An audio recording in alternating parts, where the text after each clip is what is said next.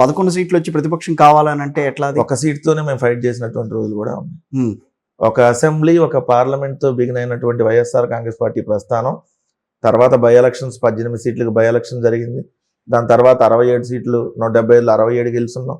దాని తర్వాత 170లో 157 గెలుచున్నాం. మీరు అన్నట్టు 175కి 11 గెలుచున్నాం ఈరోజు. ఉమ్, సో మేము మాకు అధికారంలో ఉన్న ప్రతిపక్షంలో ఉన్న ప్రజల కోసం పోరాటం అనేది మా పార్టీకి ముందు నుంచి ఉన్నటువంటిది. ఆ విధంగానే వెళ్తాం. రెండోది మీరు అన్నటువంటి ప్రతిపక్ష హోదా అని ఎందుకు అడుగుతున్నాం అంటే ఉమ్, ఈరోజు అక్కడ ఉన్న 4 పార్టీలు అసెంబ్లీలో.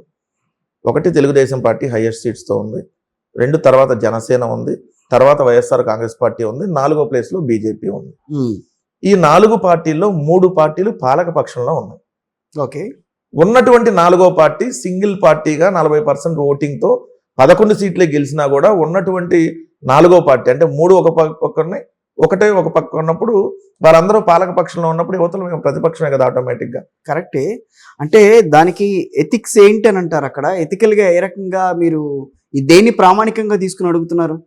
ప్రతిపక్షం కావాలి, పాలక ప్రామాణికంగా అడుగుతాం. కానీ 1996లో ఏదైతే అప్పుడు ఎన్టీ రామారావు గవర్నమెంట్ ఉన్నప్పుడు చాలా తక్కువ సీట్లు వచ్చినాయి. అప్పుడు కాంగ్రెస్ పార్టీ నడిచింది.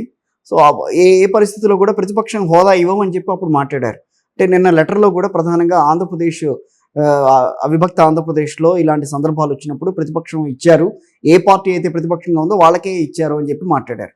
సో దాన్ని ఎందుకు కన్సిడరేషన్లోకి తీసుకోవాలంటారు ఈ పరిస్థితుల్లో? ఇప్పుడు ఇదేమీ రూల్ కాదు. ఏది మీరు 10% స్థానాలను సాధిస్తేనే ప్రతిపక్ష హోదా ఇస్తారు అనేది రూల్ కాదు.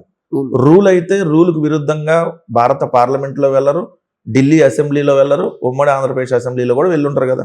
మీరు అన్నట్టుగా 1984లో ఆ రోజు 400 ఎంపీ సీట్లతో కాంగ్రెస్ పార్టీ గెలిచినటువంటి సందర్భంలో ఏదైతే 30 సీట్లు తెలుగుదేశం పార్టీకి ఉంది అంటే ప్రతిపక్షం రావాలి అని అంటే 10% అంటే 55 పార్లమెంట్ సీట్లను గెలిచి ఉండాలి 543 పార్లమెంట్ స్థానాలకు.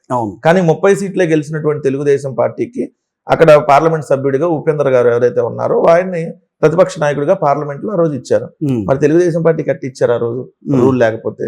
1994లో ఇక్కడ 4 రాజకీయ పార్టీలు ఆ రోజు పోటీ చేసినాయి. తెలుగుదేశం, సిపిఐ, సిపిఎం ఒక కూటమిగా పోటీ చేసినాయి.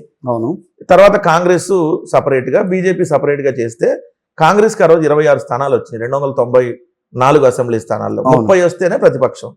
కానీ 26 సీట్లు వచ్చినటువంటి కాంగ్రెస్ పార్టీకి జనార్దన్ రెడ్డి గారిని అపోజిషన్ లీడర్ గా ఆ రోజు చేస్తున్నారు. ఎందుకంటే అవతల ఉన్నదంతా పాలక పక్షం 3 పార్టీలు, యువతలో ప్రత్యర్థిగా ఉంది కాంగ్రెస్ పార్టీ కాబట్టి ఇచ్చారు. అట్లానే ఢిల్లీలో ఏదైతే 70 సీట్లకి ఉంటాయి అసెంబ్లీలో 67 సీట్లు ఆమ్ ఆద్మీ పార్టీ గెలిచింది. 3 సీట్లు మాత్రం భారతీయ జనతా పార్టీ గెలిస్తే మరి 7 గెలవాలి యాక్చువల్గా 10% అంటే 70లో.